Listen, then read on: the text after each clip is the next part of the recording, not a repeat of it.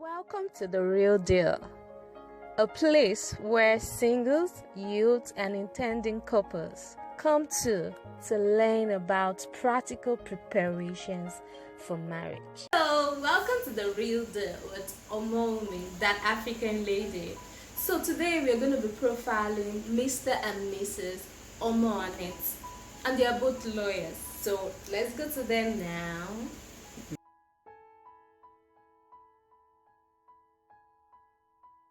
You can't see it.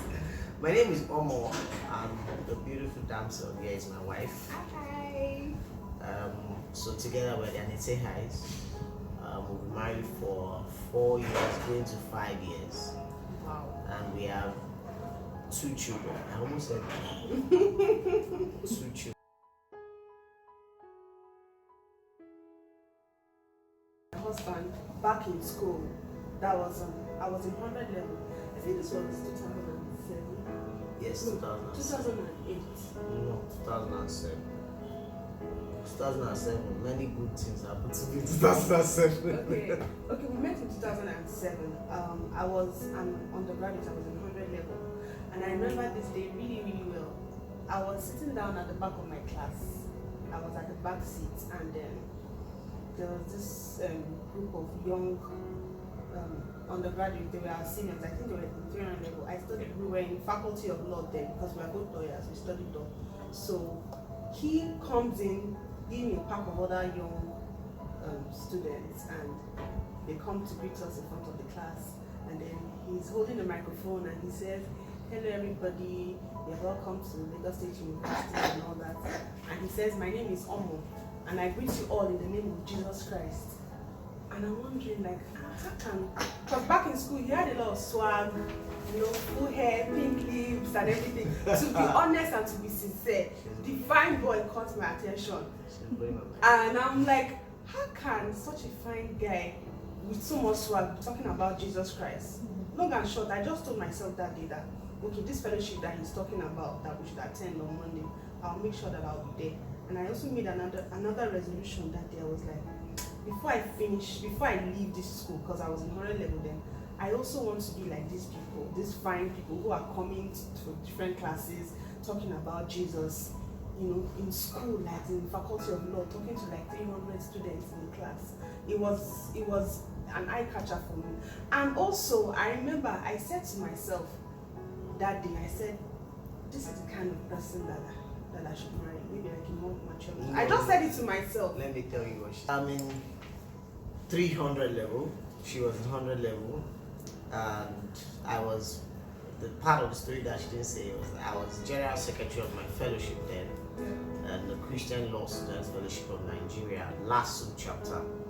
And as general secretary, I was saddled with the responsibility of going to introduce the fellowship to the Jambites, as we call them, that's the professionals. And so I walked into that class with 3 other people. I remember their name vividly. Yes, Nick, Tolani, and Clem. Yeah, 3 other people. And the Fine people. I was the only guy amongst them. So maybe if there was another guy, she would have thought maybe the other guy. But since I was the only guy, she didn't have a choice. So, yes, after the announcement or the introduction of the fellowship, it so happened that I was really and genuinely interested in this new set of people. Yeah. She was with a group of friends that I found interesting. At the cafeteria. At the cafeteria. So I would usually walk up to them in that group and be gisting with them. I was particularly drawn to one of them.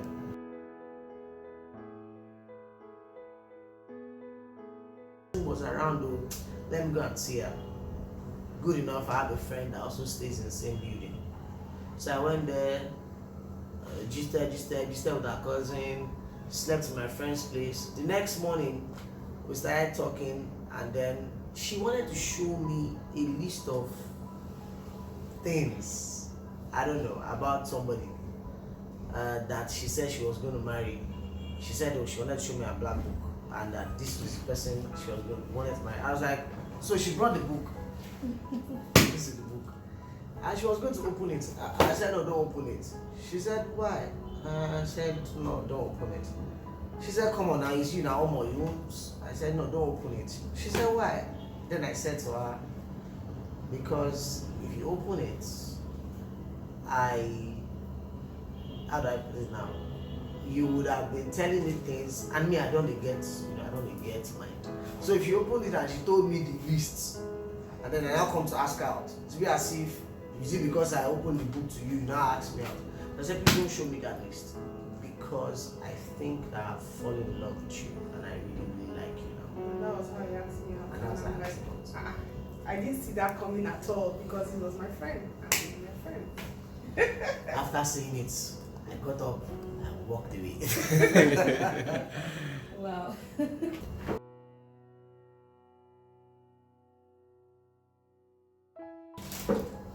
Okay, for me, practically preparing for marriage is not like, okay, you wake up one morning and say, okay, today I want to prepare for marriage, like I'm preparing for marriage. I think it's a journey, it's a process.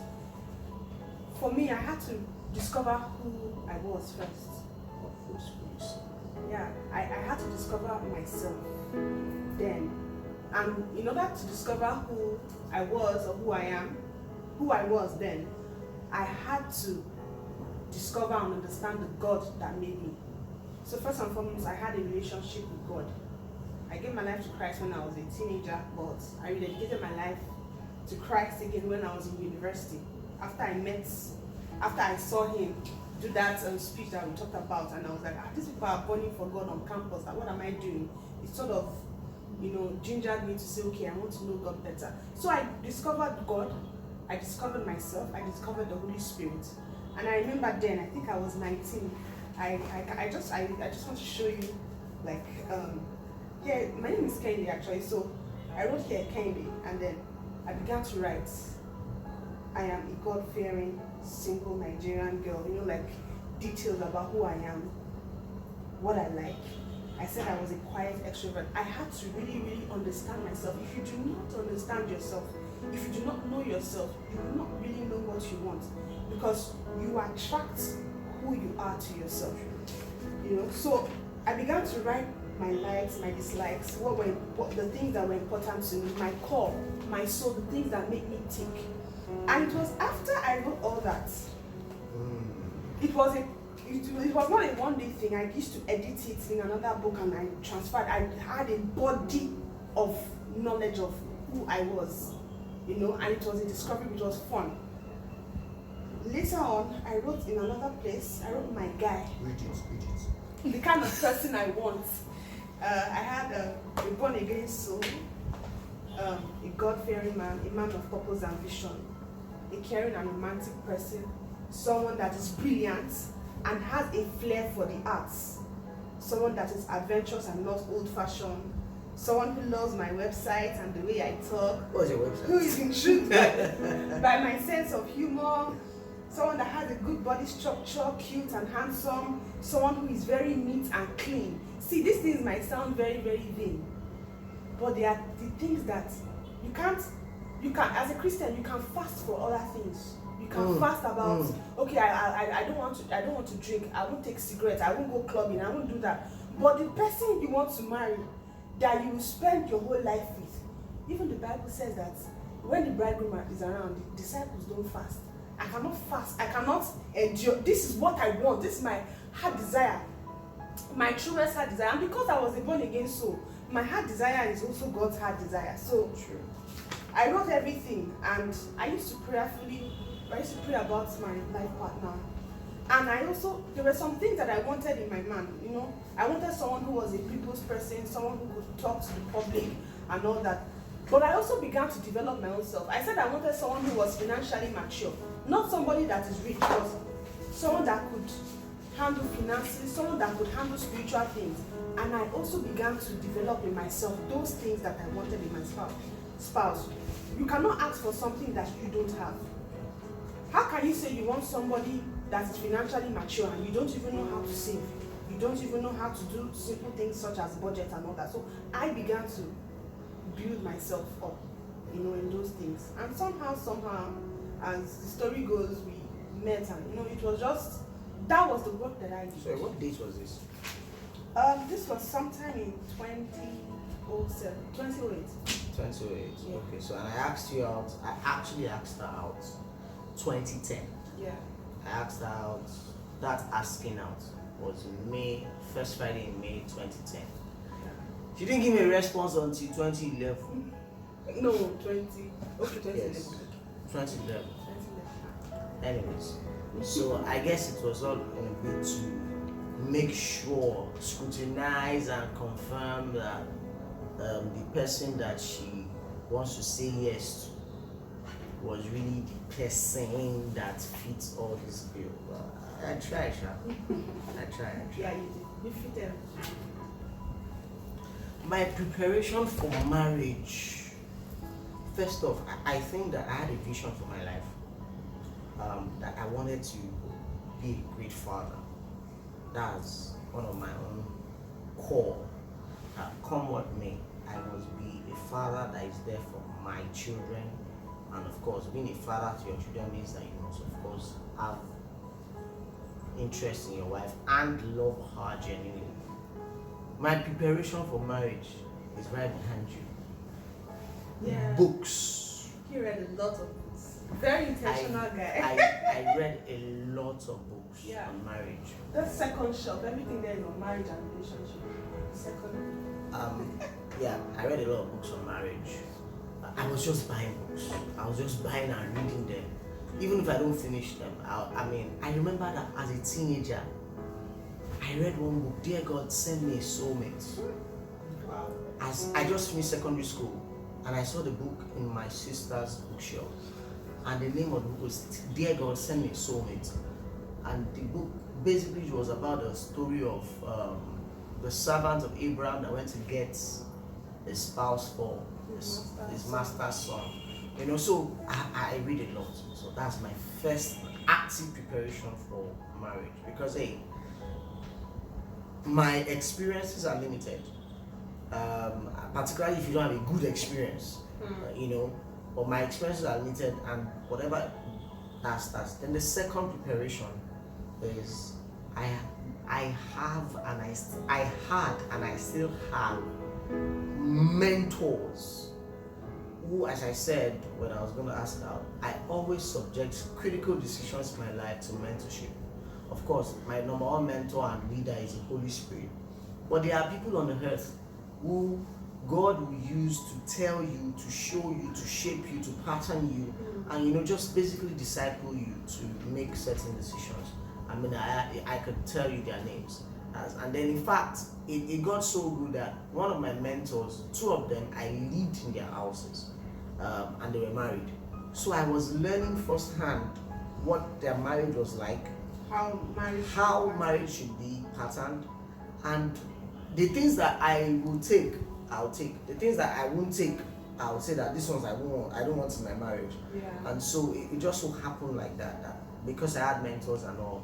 And then more importantly, and most importantly, I mean, I pray. I try to pray. In fact, when we were courting, we had a day that we dedicated to prayer and fasting. Every Friday is our courtship. We're dedicated to prayer and fasting. You know, and so those are the things I did actively to prepare for marriage. Yes, I was working. In fact, I remember one of my mentors, by the time I was going to change jobs from a small law firm to a corporate entity, my salary doubled. He just looked at me and said, now you can start preparing for marriage, you know, saving and all of that to make sure that you get yourself ready to marry. And those are the things I did.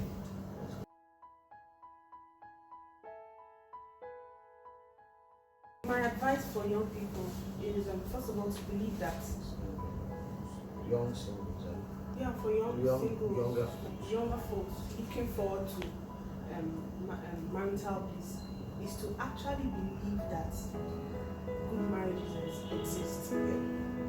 It's a mindset. Just because people out there, there's a lot of bad news out there, doesn't mean that good marriages don't exist. I come from a family with a community of good marriages. I have uncles and aunties that have sorry, I've got that. You know, as I said, you know, when your own experience is not good, it's natural for you to be attracted to somebody that has good experience. Yeah. Her family, her parents, particularly if I don't know anything, her parents and their siblings, they have amazing marriage. So, yeah. So I think that sort of helped me. I know, like you said, that you cannot be trapped by your own experiences. You have to believe that there's something greater than you out there. So I'm telling you, my message to young people is that great marriages exist, and you can have a great marriage. It's not for some specific people. You can desire it. If you desire it, you can have it, and you can work towards it to have that great marriage. And I believe that every good thing will come to you. And just because someone had a good marriage or someone didn't have a good marriage doesn't mean that automatically applies to you. You have to decide what you want for yourself and ask God to help you to make that decision. So that's my advice. On my part, I think that if you are preparing for marriage, as she has said, I'll just flow from what she said. Number one, great marriages exist. Look for them. Yeah. Let them mentor you. Let them teach you something. I mean, it's one of my mentors, not even in marriage now. But interestingly, even his marriage is a role model. Yeah. One of my mentors always says that he has a book out there that says that forget principles, get a mentor. And that's the human face, by the way. Once you can get a mentor on a subject, your journey to marital bliss, but in this case in marriage, the journey to marital bliss is closer. You are almost there. You know, now let's clear the air. It doesn't mean that when you do get married, you won't have issues or challenges, because I mean, it's a story for another day. Exactly. When we got married, our first year of marriage was filled with a lot of challenges. You know, but I mean, because of the presence of mentors and people who would tell us that, I particularly expose myself to people's experiences that are Christians and I look up to. They would tell us how bad. Somebody told us that their first year of marriage, they didn't even have, you know, a working car. That when they now finally got the car was more a liability, a car that they will be pushing on the road, you know, than, you know, and the car that will making us pop, you know, that kind of thing. And here you are not married, or you just got married, and you don't have a car. If you hear those kind of stories and you're going through challenges, you will just have an assurance in your heart that if this person went through it, I can go through it. I mean, people get married and some of the challenges they face is not financial, is conceiving. But somehow, because you've heard other people's stories, you are just assured of the fact that your marriage can work. Mentor. Yeah. Mentors help you to shape. You know, it just breaks the jinx of the negativity that are out there. However terrible the negatives are, mentors will help you. And that's my major advice. I mean, there are other things I wish I could say, but time will fail us. You know, the most important thing, get the Holy Spirit, your mentor. Get somebody that look out for people that you share similar virtues, and then the rest, as I say, is a work of the Holy Spirit to do. So in conclusion, we've had a great time with Mr. and Mrs. Omoo. What a delightful couple, what a wonderful couple, an excellent couple.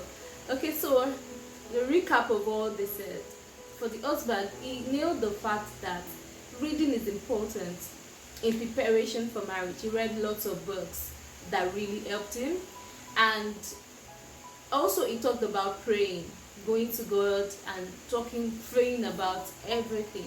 Another thing he ruled out to us was about mentorship. Mentors are like ladders that help you to climb and see the world better. So he had he had mentors that guided him. And then another thing he mentioned was he had a job. So he had something that was bringing in income for them before getting into marriage. And on the wife's part, Mrs. Omoo, she said that she had to discover herself first. Discovering herself, knowing her temperament, knowing the kind of person she is. And then that way she was able to find out the kind of man that she would want to get married to. And then you saw the book, a black book, where she wrote the qualities of the man she wanted. She knew what she wanted. She had discovered herself. She was plugged to a source, which is gold. And then she had a list of the kind of man that she wanted, and then she prayed also. And so I hope you learned one or two things here. If you've not subscribed to our channel yet, I want you to click on the button below and subscribe. And also bring in your friends. Let them come on this page, and let's keep keeping it real. If you've not liked our page yet or subscribed to our page, kindly do so. There are more to come. A lot of awesome content we prepared for you. And invite friends, invite people, propagate this, and let people come on the real deal. Okay, and then if you have couples that you think we should profile, that you think that we should talk about them, they should talk about how they prepared for their own marriage, drop a comment below and we will get to them. Alright, so keep keeping it real. Bye.